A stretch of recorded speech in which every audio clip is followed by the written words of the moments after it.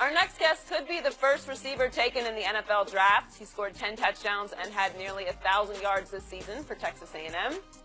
Christian Kirk, welcome to Undisputed. Thank you for having me. So tell us why you should be the first receiver taken in the draft. You know, I always kind of prided myself on being an all-around football player, and you know, just being able to play outside receiver, the slot, even coming out of the backfield. I just feel like I'm dynamic. You know, when I'm on the field and wherever the coach puts me, you know, I like to go make plays. That's what I do, especially in the special teams game and returning kicks and whatnot. I've always prided myself on that, and you know, especially with whatever organization drafts me, you know, I know there's a standard that's set in that locker room and in that organization, and you know, I pride myself on holding myself to that standard and my teammates to that standard as well. So, kind of being a leader, you know, in that locker room as well, and just stepping in and you know, just asking for an opportunity to go out there and get on the field early and help, you know, go win games. I know that you got your tape and you say watch the tape, but your pro day, Texas A&M pro day is next week. What are some of the things that you want to show these evaluators to say I should be the first receiver taken? Yeah, I think the number one thing right now is just keep showing that I can run, you know, the route tree, you know, from outside and inside, any route that they want me to run, you know, I can do it. And just want to go out there and show that, you know, I've still been working, you know, after combine, you know, polishing all the little things, top of the routes, you know, being consistent, you know, with catching the ball and whatnot. And so I think that's the number one thing. And, you know, just being able to sit down and talk with them more and, you know, be able to get on the board and, you know, keep showing, you know, my football IQ and how I'm you know, able to understand defenses and offensive scheme as well. So I was hoping you would time a little faster at the combine. You probably were too. You're 4.47, which is decent but not sensational. Yeah. But I watched a whole lot of Texas A&M games in which you played faster than this time. Yeah. And I don't know if you saw many, but this young man can fly with the football under his arm, which is a knack that some just don't have. So you returned 6 punts for touchdowns, you returned 1 kickoff for touchdowns. So I think you're going to bring that. I'm hoping you still want to return in pro football because it's not the easiest thing to do because you do take some shots, especially on the punt returns. But I assume you still, that's going to be an added bonus? Oh, 100%. Okay. Yeah, like you said, it's just another aspect, another way for me to get on the field and be a playmaker. And special teams, you know, definitely changes games. That's one of the biggest aspects of the game. And, you know, at A&M, we took a lot of pride in our special teams, and that's why we were one of the best in the country, you know, while I was there. So definitely looking forward to doing that still. Are you going to run the 40 again at your pro day, or are you good with the 4.47 and just going to work on other aspects? Yeah, I'm good with the time that I ran at the combine. I did everything at the combine. So really just wanted to do that, get everything out of the way, and then at pro day, just be able to run routes and, like I said, keep showing, you know, my route tree and, you know, what I can do. One of the things, one of your rituals is after every game, you have a liver smoothie. Yeah.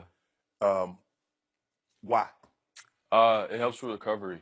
I did some research. You iron deficient? No, it just helps. Okay. It helps with muscle fatigue. So after the games and whatnot, you know, it helps me from, you know, not being as sore and whatnot, and it definitely helps a lot. So I'm drinking that Monday through Wednesday, and kind of, you know, put that in my diet. I'm big on my diet. Can you taste the liver? Hopefully, you know, sometimes, you know, I put a lot of fruit and vegetables I would and too. some Yeah. protein in there. Yeah. Try to kill the taste. It's not just straight liver. I wouldn't do that, but no, it definitely helps. Yeah, with muscle, so I use arnica. I ain't doing that. I'm not doing the. I just get the thought of liver. Right. So you did hoist up 20 of the bench reps, which is, what do they have, 225? 225, Yeah. Sir. That's, for your size, what are you, 200? Right. 200 pounds. 200. That'll work, and you were durable, so that'll work. And especially if you play in the slot, you're going to take some punishment, but you withstood your punishment in the SEC. Yeah. No, I mean, I love the physicality of the game. You know, I pride myself on, you know, being a physical wide receiver. You know, if I'm asked to go block a linebacker, I have no problem sticking my head in there. You know, at that point, it's just kind of, you know, giving it your best shot because, you know, those are big dudes in there. But no, you definitely have to, like I said, make sure every aspect of your game is on point, and blocking is a big thing, and you know, especially in the run game and whatnot. So, you know, like I said, love the physicality of the game, and just being able to have that strength definitely helps. How does playing in the SEC the West, Alabama, Auburn. How do you think playing in the SEC has prepared you to go play in the NFL? Well, I mean, being from Arizona and, getting up and leaving and moving out of state. And, when I was getting recruited, I knew I wanted to play in the SEC because I believe that's where the best of the best was.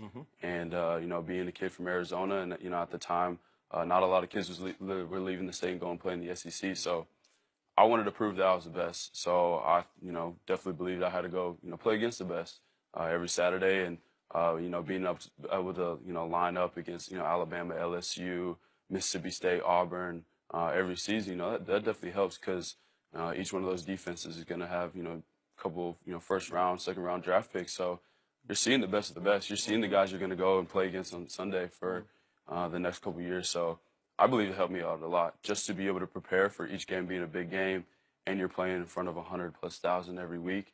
It's a different mindset, a different mentality. How high would you take Minkah Fitzpatrick, who you saw up close and personal when you played Alabama? Yeah, the hype is real.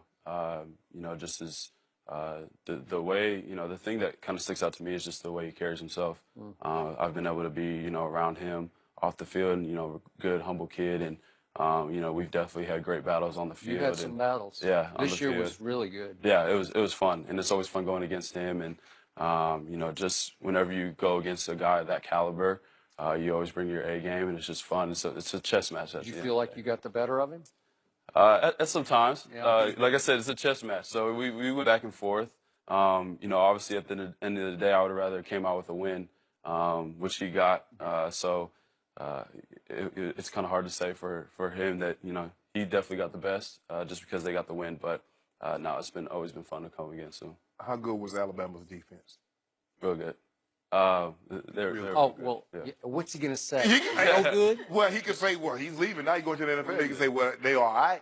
You know? He said they're real good. Well, he could say Baker Mayfield would have torched him, but No. he's not going to say Well, that. he could have said that. I mean, Baker had his chance against the team that Alabama beat. Well, happened. The backup quarterback, just like Nick Foles came in and did. Oh, my God. Get involved in that. Best of luck, Christian. Thanks so much for Thank you, joining bro. us. The Appreciate it. director of Time vs. Time, Gotham Chopra, joins us next. Appreciate it.